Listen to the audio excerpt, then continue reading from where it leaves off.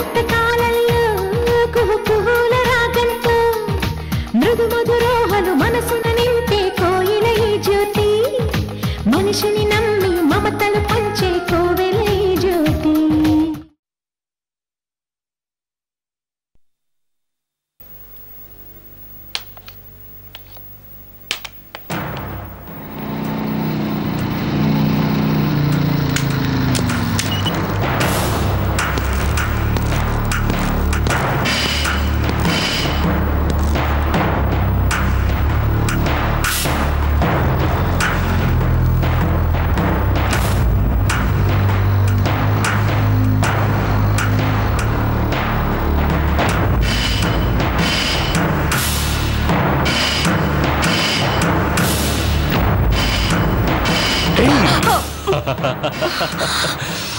భయపడ్డావా?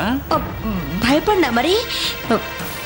అప్పుడే పందిరిని అల్లుకుంటున్న తీగ గాలి గట్టిగా వీస్తే వణికి తల్లడిల్లిపోతుంది. తీగలాంటిదే ఆడపిల్ల కూడా. నేను అలా అనుకోలేదులే. మరెలా అనుకున్నారు?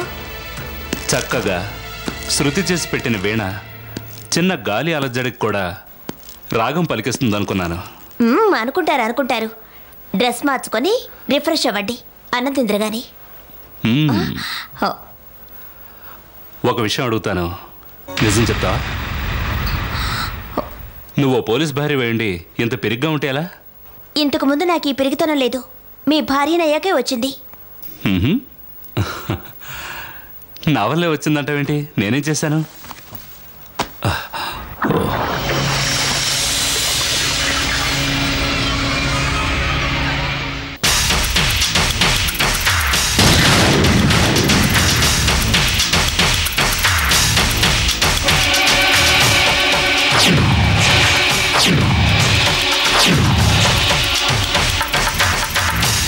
సుభాష్ షూలా ఉంది, ఇది ఇక్కడికి ఎలా వచ్చింది? నాకు తెలుసు మంజు, వాడికి మతిమరుపు ఎక్కువ. షూ మార్చి వేసుకుని ఉంటాడులే.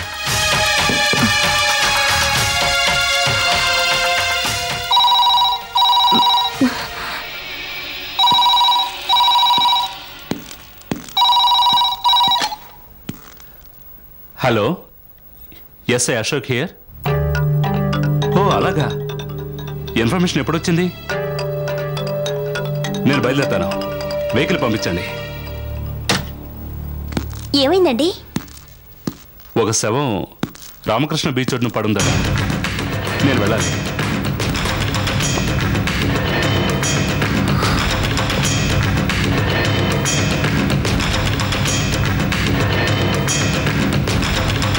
ఏమండి, ఇప్పుడే కదా వచ్చారు? ఎమర్జెన్సీ సర్వీస్లో ఉన్న వాళ్ళకి ఓ టైం అంటూ ఉండదు మంజు. అది కాదండి. చెప్పు, ఏమిటి? మీరు ఊళ్ళో లేక ఎంతో ఒంటరిగా ఫీల్ అయ్యారు. వచ్చి రాగానే డ్యూటీకి వెళ్ళిపోయారు. ఇప్పుడు ఇంటికి వచ్చి మళ్ళీ బయటకు వెళ్ళిపోతానంటారేమిటి? ఫోన్ వస్తే వెళ్ళాలిగా మరి. మిమ్మల్ని వదిలి ఒక్క క్షణం కూడా ఒంటరిగా ఉండలేనండి. రేపటి నుంచి పోలీస్ స్టేషన్కి నువ్వు కూడా వస్తావా? కొంప తీసి అది సుభాష్ శవమే అయితే నిజంగానే నేను పోలీస్ స్టేషన్కి వెళ్ళాల్సిందే కదా. ఏమిటి మంజు, కోపం వచ్చిందా? ఏదో సరదా కన్నానులే. పోనీ నేను మీతో రానా? నువ్వా?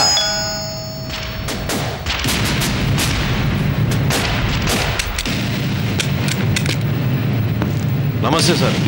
రా రామయ్య, లోపలికి రా. ఎలా ఉన్నావు? బాగున్నాను సార్. వెహికల్ తెమ్మని చెప్పారు కదా, తెచ్చాను సార్. నువ్వే చెప్పు రామయ్య, బీచ్ దగ్గర ఏదో శవం దొరికిందట, మంజు కూడా వస్తానంటోంది.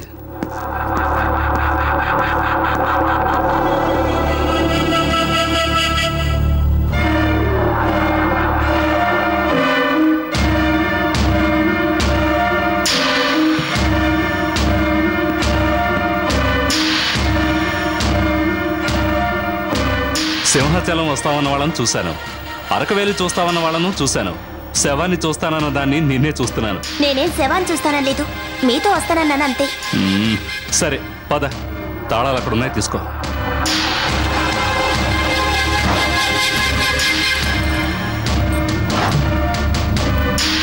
పదరావయ్య.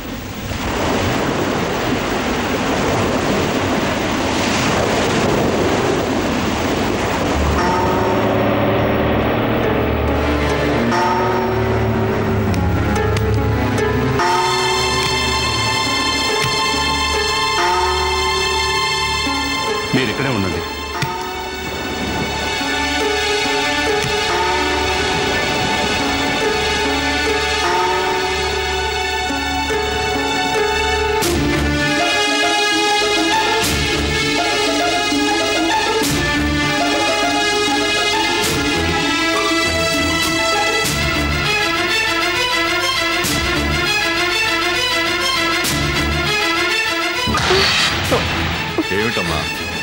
భయంగా ఉంది రావయ్య. భయపడకుండా బాధ్యత అంతా దేవుడి మీద వేయమ్మా. న్యాయాలు నిజానిజాలు తెలిసింది ఆయన ఒక్కడికే. ఆయన దగ్గర ఏమీ దాచలేమని, ఆయనకి తెలియకుండా ఏమీ జరగదని, ఆయన పరిపూర్ణ రక్షణలోనే మనం ఉన్నామని నమ్మితే భయం తొలగిపోతుందమ్మా.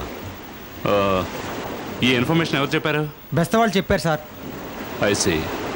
పోనీ మనము వెళ్ళి చూద్దామా? ఈ సముద్రం కన్నా కల్లోలంగా ఉందమ్మా నీ మనసు. పద.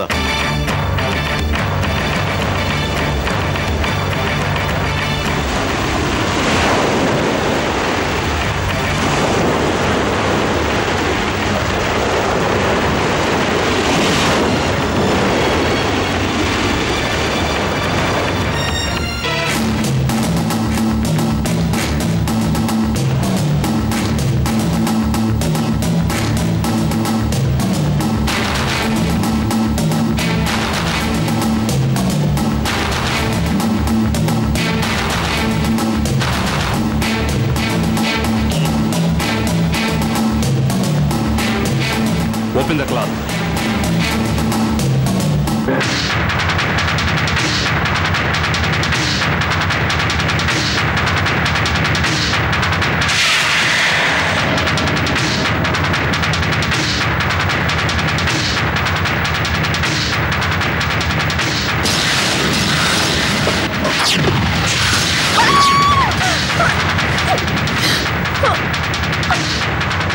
భయపడకమ్మా. మంజు, నువ్వెందుకు వచ్చావు? నువ్వు భయపడతావని వద్దన్నాను. రావయ్య, తీసుకెళ్ళు.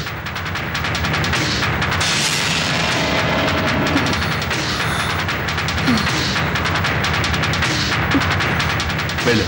రండమ్మా. కానిస్టేబుల్, పైలట్ ఇవ్వు.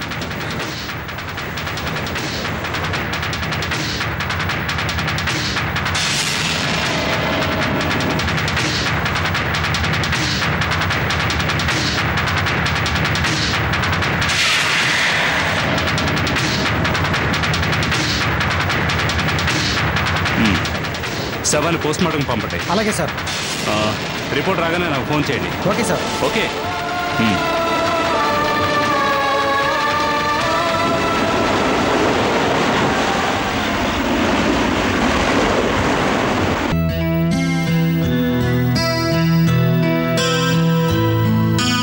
తీసుకోండి మేడం. 6 వాళ్ళ కేసు ఫైల్ ఎక్కడ? ఇదిగో మేడం.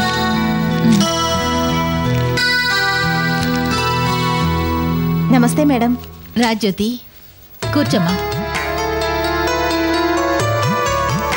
ఏమిటిలా వచ్చావు?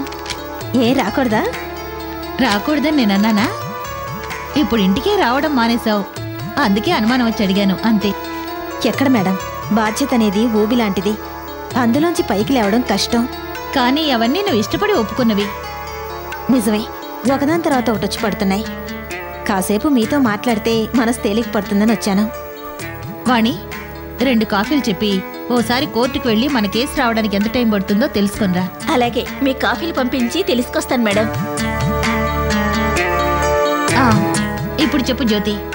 చెప్పడానికి ప్రత్యేకంగా ఏమీ లేదు. అందరికీ నేనంటే వల్లమాలిన ప్రేమ, గౌరవం. సూర్య ఎలా ఉన్నాడు? అలాగే ఉన్నాడు. వ్యాన్ మీద తీసుకున్న బ్యాంక్ లోన్ కొంచెం కొంచెం తీరుతోంది. కానీ అరుణ అతని మనసులో చేసిన అలజడి మాత్రం పోతున్నట్లేదు. గ్రహణం సూర్యుని తాకినప్పుడు గగనం చిన్నబోతుంది. అరుణ మరణం అనే గ్రహణం సూర్యుని వదిలిపోయినట్లేదో. నిజమే, అరుణ జ్ఞాపకం అతన్ని మోచేతి మీద కురుపులా సలుపుతూనే ఉంది. అయితే అయితే ఈ మధ్య సూర్య గతంలోంచి బయటపడతాడనే ఆశ కలిగింది. ఎలా? దానికి కారణం ఎవరు? ఇందిరా. అవును, ఇందిరని చూశాకే నాకు ఆ ఆలోచన వచ్చింది. జ్యోతి, వ్యాధికైతే మందు వేసి నయం చేసుకుంటాం, విధికి ఏ మందు వేస్తాం? సూర్యకి ఇందిరకి రాసిపెట్టుంటే దాన్ని ఎవరు తప్పించగలరు? అది కాదు, ప్రాణప్రదంగా ప్రేమించిన అరుణుని పోగొట్టుకున్నాడు సూర్య. నా అనేవాళ్లు లేక మానసికంగా నట్టేట్లో నావలా ఉంది ఇందిర. అలాంటి వాళ్ళు ఒకరినొకరు అర్థం చేసుకొని ఒకరికొకరు తోడైతే ఎంత బాగుంటుంది. అవును, positive thinking is always right thinking.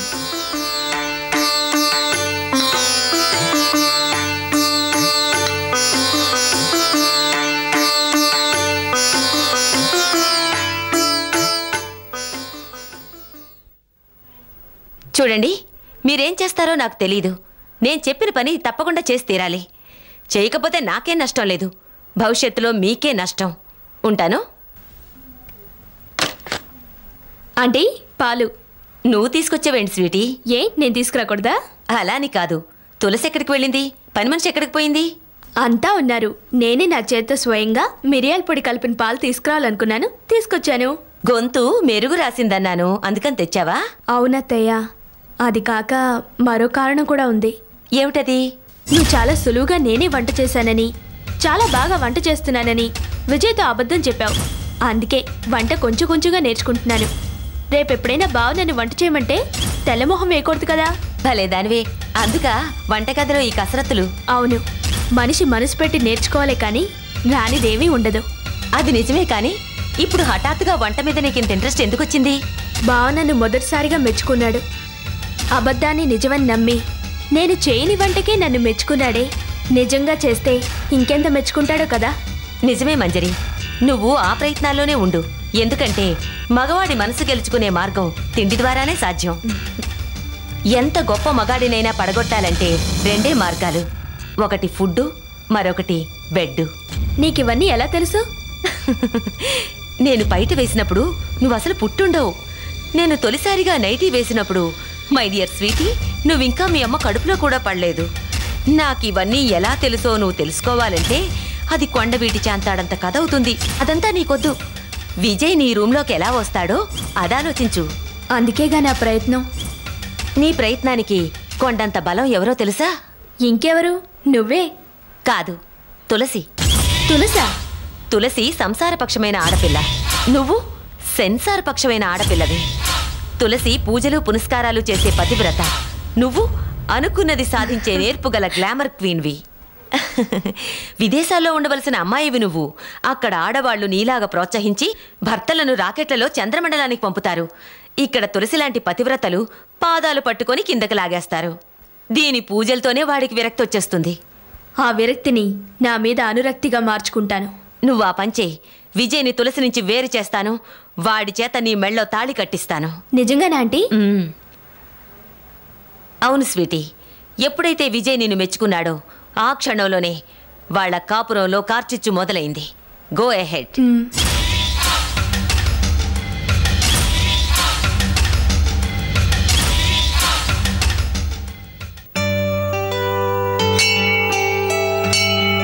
వదినా, ఏమిటి ఎక్కడికి తీసుకొచ్చావు? నీతో ఓ ముఖ్యమైన విషయం మాట్లాడాలి సూర్య. అందుకు ఇక్కడికే రావాలా? ఈ ఇంట్లో మాట్లాడకూడదా? లేదు సూర్య, కొన్ని విషయాలు గుళ్ళో మాట్లాడితేనే నెరవేరుతాయని నా నమ్మకం. సరే చెప్పు, ఏమిటో ముఖ్యమైన విషయం? చెప్తాను. నువ్వు మనసులో ఏది దాచుకోకుండా నిజమే చెప్పాలి. అలా అయితేనే చెప్తాను. అదేంటో అలా అంటావు? నువ్వు మా ఇంటి జ్యోతివి, మా అందరికీ అమ్మ లాంటిదనివి. అమ్మ దగ్గర దాపరికాలుంటాయా? ఆ నమ్మకంతోనే అడుగుతున్నాను. ఇందిర గురించి నువ్వేమనుకుంటున్నావు? అనుకోవడానికి ఏముంది, ఇందిర చాలా మంచి అమ్మాయి. అయితే నీకు నచ్చిందా? నచ్చితేనే కదా పరిచయం పెంచుకుంటాం, స్నేహం చేస్తాం. అయినా ఇందిర అందరికీ నచ్చుతుంది. ఆమె బిహేవియర్ అలాంటిదే. అందరికీ నచ్చడం వేరు, నీకు నచ్చడం వేరు. నేను అడిగేది ఇందిర నీ మనసుకు నచ్చిందా అని. మనసుకు నచ్చడం అంటే? అదే, ఇందిరకి యాక్సిడెంట్ జరిగినప్పుడు నువ్వు చాలా ఫీల్ అయ్యావు. పైగా ఆమెకి సేవలు చేశావు, అన్నం తినిపించావు, ఆమెకి తొందరగా నయమవ్వాలని గుళ్ళో అర్చన కూడా చేయించావు. నీ మనసుకు నచ్చబట్టేగా ఇవన్నీ చేశావు. పొరపాటుదినా, ఆ స్థానంలో ఎవరున్నా నేను అలాగే చేసేవాణ్ణి. నిజంగానా? నమ్మమంటావా? అవునుదినా, మనకు శత్రువైనా కష్టంలో ఉన్న 7 కొండలను మనం ఆదుకోలేదు. అది మానవత్వం. మానవత్వం వేరు, మనసు పడ్డం వేరు. ఎందుకు వదినా ఇప్పుడు ఇందిర మాటలు? వేరే ఏదైనా మాట్లాడు. ఇందిర గురించి మాట్లాడాలని నిన్ను ఇక్కడికి తీసుకొచ్చాను. ఇందిర గురించా? అవును, ఇందిర ఎవరూ లేని అనాథ. మనల్ని అర్థం చేసుకుని నడుచుకునే తెలివైన అమ్మాయి. మంచి అమ్మాయిని నువ్వే ఒప్పుకున్నావు. అరుణ చనిపోయిన తర్వాత జీవితమే శూన్యం అన్నట్టు బతుకుతున్నావు.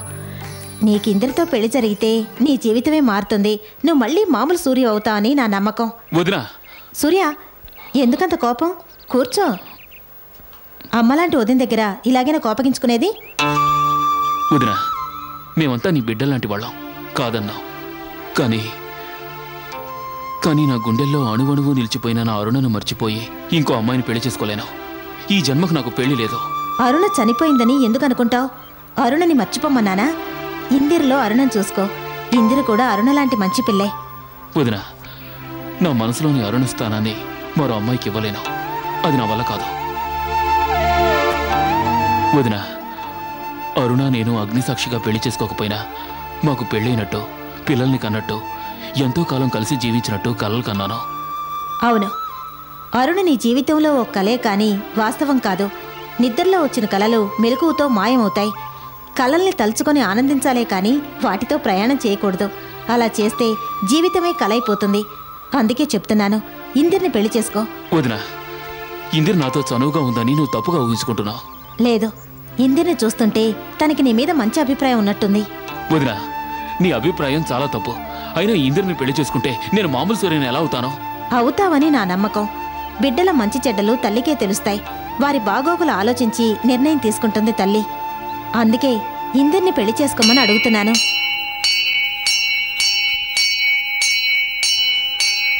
చూసావా, గుడిగంట మోగింది. దేవుడు కూడా నా ఆలోచన కరెక్ట్ అంటున్నాడు. వదిన, మళ్ళీ మళ్ళీ అదే మాట. అరుణని ఆమెతో గడిపిన కాలాన్ని నేను మర్చిపోలేకపోతున్నాను అంటున్నారా? అర్థం చేసుకోవే.